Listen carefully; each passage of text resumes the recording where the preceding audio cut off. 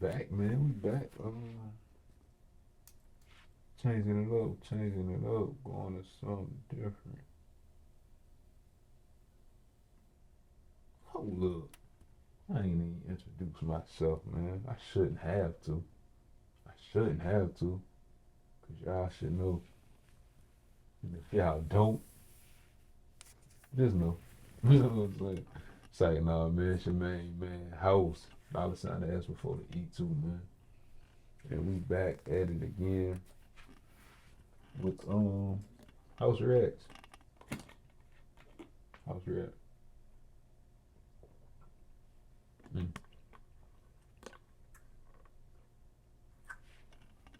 Yes, sir. Eat that. But yeah, man, House Reacts.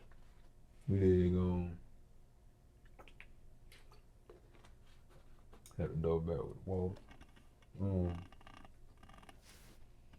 Yeah, man, we gonna get into some other jump, man. You know what I'm saying?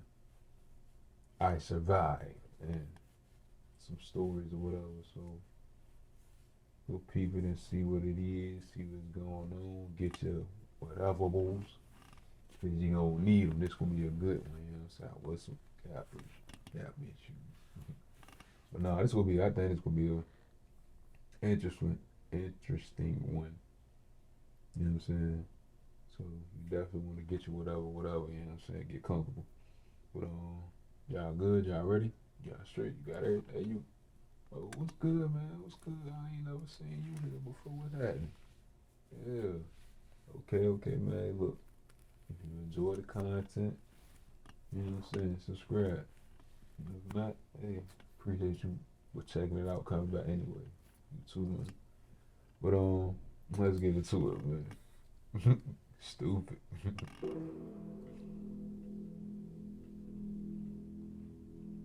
Chris felt like he wasn't worthy Ooh. of someone as beautiful as he perceived me to be. Oh, dude, say somebody got.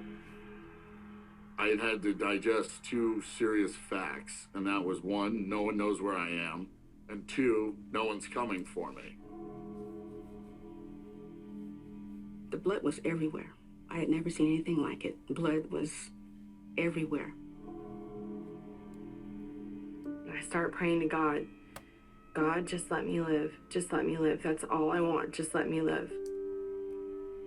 It said a woman doused in gasoline, set alight by her husband. Dang.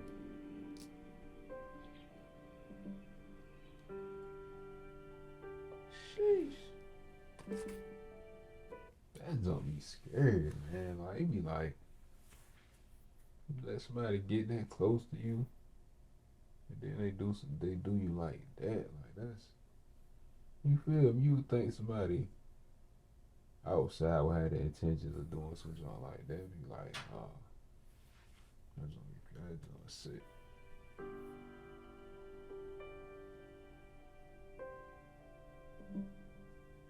Hold up, my bad, y'all. I couldn't need to read this because I don't need to see what's going on. Sorry.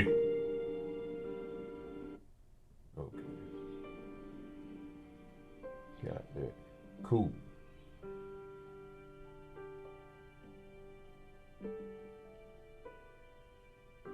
Okay, Madam Online. Audrey is intrigued to learn that he is a New York homicide detective. Whoa. Nah.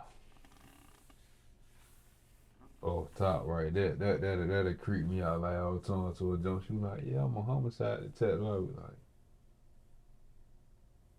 nah, I can't do it, baby. I can't do it. His job was something that did attract me to him because he was sort of this accomplished guy that knew what he wanted out of life. After about 6 months of us dating, we... Man, I ain't even have to like flipped up to me, dog. I'm tripping. Smoking that damn mid. Smoking that good old love. That chocolate tie. House, man. House reacts, man. This is I Survived. And that's what we checking out right now. Can y'all hear me? Let me check. We good? My bad. I apologize. Hopefully y'all got y'all whatever boost. Y'all chilling, and we gonna get back into it. Decided together that it would be best for me to move to New York City in order to take our relationship to the next level. It was 1.5 years after we were dating that he decided to propose to me, and Do y'all think that's too soon? A year? What y'all think? Put that in the comments. I said yes, was thrilled, and we began, planning our future for our family. Mm-hmm. Oh, he's a black brother. After getting engaged, the couple soon welcomed their first child. Oh.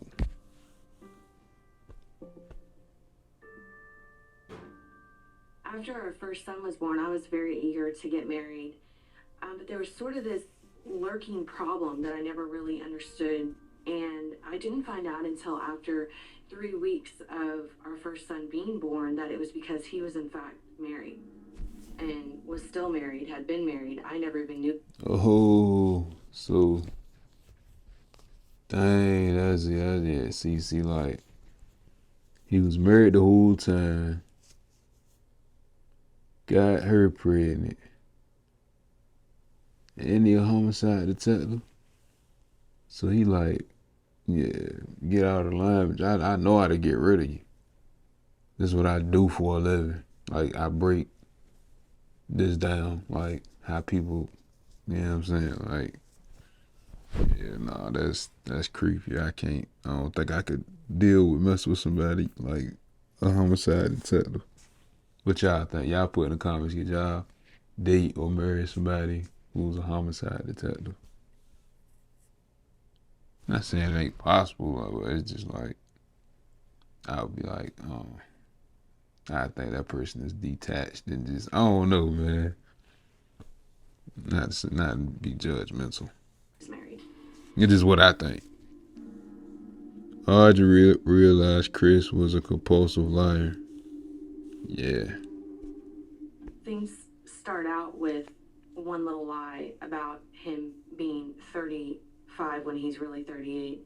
And that leads into him not being married ever in his life. That leads to other things such as lying about where he is because he's actually out gambling, or lying about who he's with because he's actually out cheating. So I wonder, is he even really a homicide detective, or he was just telling you some junk, like, you know what I'm saying? And she moved to New York to be with him, if I ain't mistaken. Audrey gave Chris another chance and they married, but after their second child was born, his behavior worsened. You knew he was married and you still mess with him?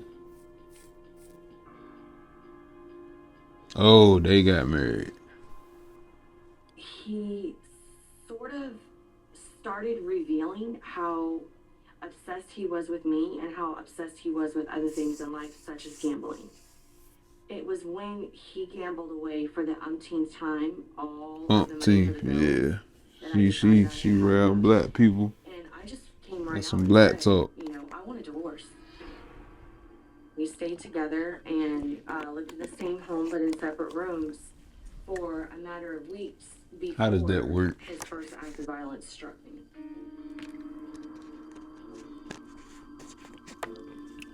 Forced himself on Audrey. Before I knew it, I was somehow on the bed. I don't even remember him like throwing me or pushing me. I can't remember exactly how I even ended up there. But I'm on the bed and he's above me, now trying to remove my pants. And I had been raped as a young girl, and I started going into this flashback. I start crying, screaming, confused. What are you doing? What's going on? Oh my God, stop it. And he puts his hand over my mouth and tells me to shut the F up. Man, that's sick. That's sick. Like dudes, like people just in junk like this. That's sick. Oh, that's. I gotta check something. Be right back. Oh.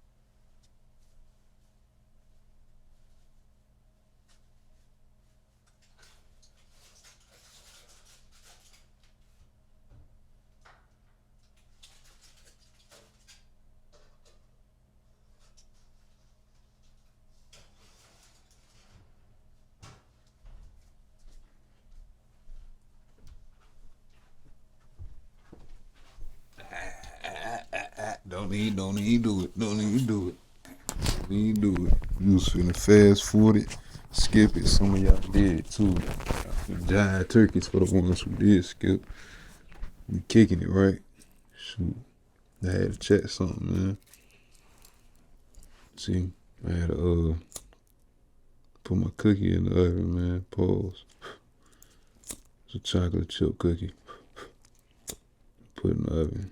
I don't know why I said pause. I just said just in case. I don't know. Weird. Well, people still sick, man. People that raping, like y'all twisted. I think I thought I picked up where I left off at.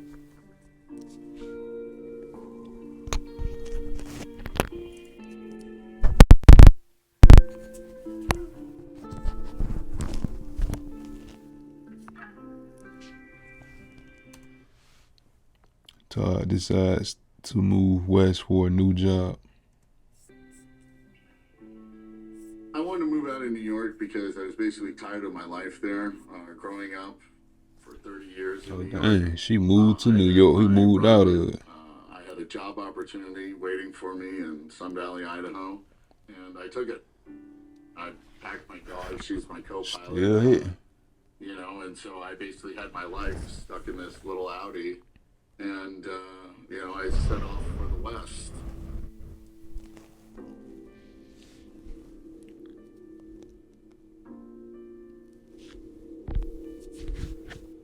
Taking the northernmost route in this type of drive is not the smartest decision, simply because there's just unknown weather, and you've got to go through desolate areas.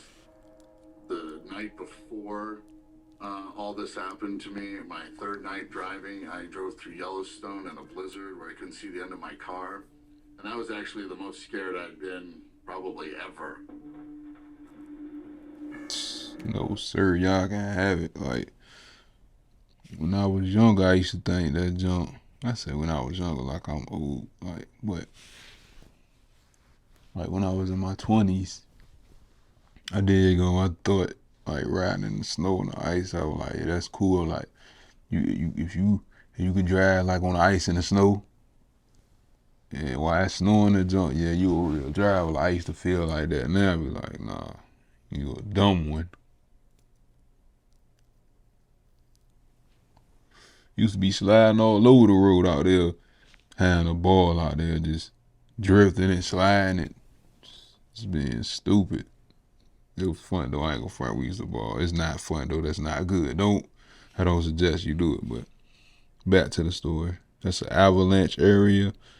Todd came across a checkpoint in the middle of the wilderness.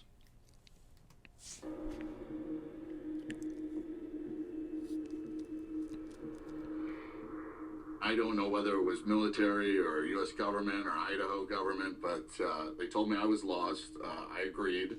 and they told me I had to go back and take my first left, and I just followed that road, which I did. I turned around, went back, took a left, and it was right about that point where I began to notice that I wasn't all there. What you mean? What, you was cut in half? As a type 1 diabetic, you can have what's called a hypoglycemic episode. When that happens, you have too much insulin in your system, and therefore you have a low blood sugar. When you have a low blood sugar, you become disoriented. You're described as punch drunk, and you're basically disconnected from reality. So I had the diabetes test kit. Contain 1 sugar shot for emergencies. Okay, did that help? I he told didn't my need it. girlfriend at the time just to tell her what was happening. I had never experienced anything like that. And she said, "You sound funny, Todd." So I tested my blood sugar. It was at 69, which is the very beginning of a hypoglycemic episode. Right. So I started drinking the one soda I had in the car, regular soda because it has sugar in it, and that was the last thing I remember. Probably already dehydrated. Kim, and then you are newly married. My husband and I had been married 8 months. Just moved into a new apartment. Looking forward to, the new things associated with being newlyweds. She got a voice like somebody I heard before. One August morning, Daniel left for work, leaving Kim alone in the apartment. I had to be at work at 8:30, so it took about a half hour for me to walk to work. It was about 12 blocks away by a mile. So I would typically leave the house around 8. Walking towards the door, and I reached out and grabbed the doorknob, and I turned, and that's as far as I got. Somebody kicked in that zone. I turned the doorknob. He was in the house. The next thing I knew was there were hands at my face. This man's hands were punching me in the face, scratching at my face. He started to guide me with his arm and with his hand, started to guide me into the living room. That sounds personal. And he asked where the steering. That sounds personal. Like, you scratch out somebody's face, that sounds personal. Like, you feel me? That ain't no normal jump. And at that point, I was very relieved because I thought he wanted to rob me. So he said, "Take me to your stereo." Well, he started whispering in my ear. He said, "I'm in control here." And he said it a number of times. As we're walking, "I'm in control here. Don't scream. Don't yell. I'm in control here." And while he was saying this, he started Oh, you was scared or something? He keep saying that. punching me in the side. It was at that point when he started punching me that I thought, no, he doesn't want to rob me. There's more to it than this. That's when the idea of the rape came into my mind. Maybe he wants to rape me. Sick, man. Sick. Wants a divorce from her husband, Chris. Wait, let me get in my narrator voice. Audrey wants a divorce from her husband, Chris, but they continue to share the family home.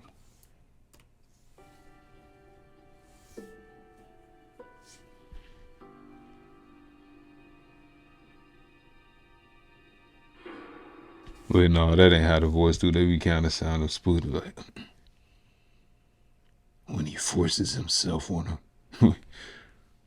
When he forces himself on her.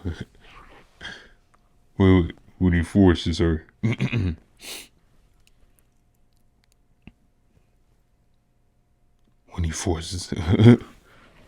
When he forces himself on her one night, she fights him off and then escapes.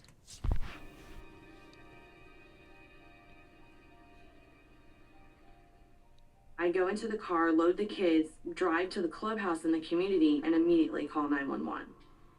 I left that night and got my own place 4 days later. There was a number of days that Chris and I did not communicate at all. And finally, we got to a point where he had convinced me to go in and drop the charges against him. Man. Ladies, fellas too, like, dog. If we get that far, that y'all got police involved with whatever y'all got going on, and restraining orders and all that, domestic and all that, like, come on, nah, it's not gonna work and it ain't worth it. Keep it moving. You know what I'm saying? Nah, we good. We tried it. It didn't work. Yeah. Keep moving. That he was going to give me child support without a court order. That he was going to help me care for the children so that I could continue. Get the well game tour. Despite their argument, one day Chris refused to look after the children.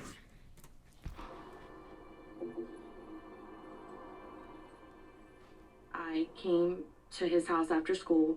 My kids were with their godmother. And just sort of stopped in to get something to eat, get something to drink, do some homework. He popped up. And it was when I came back that I ran into my next door neighbor. Mm-hmm. And just sort of that chit chat. Hey, how are you? How are the kids? Everything's great. Mm-hmm. And went to enter the home a second time. As soon as I entered the home, don't say that. He was there, stark naked, with a butcher knife. What? So his goatee's completely shaved. His chest and his stomach is completely shaved, and his arms are shaved. Everything is shaved. And he just comes rushing at me. What? I instantly freeze. He found out, figured out where she lived at, broke in her house. Yeah, he was there. He had to be there for a minute if he shaved himself at the house. And she was out there talking to the neighbors, so he could have came through the back of the house or something. That's wild. That's wild.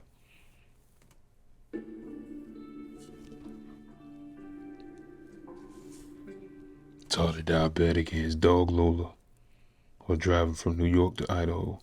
We're taught to start a new job. My narrating is trash. Fight.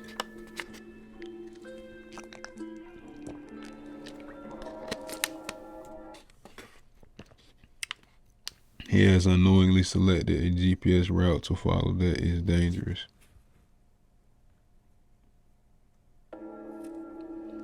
Well, this will have to be a part 2, y'all, cause laptop dying. So we'll catch y'all on part 2. Let me charge this up. House reacts. Stay tuned. I survived. Part 1, part 2 coming.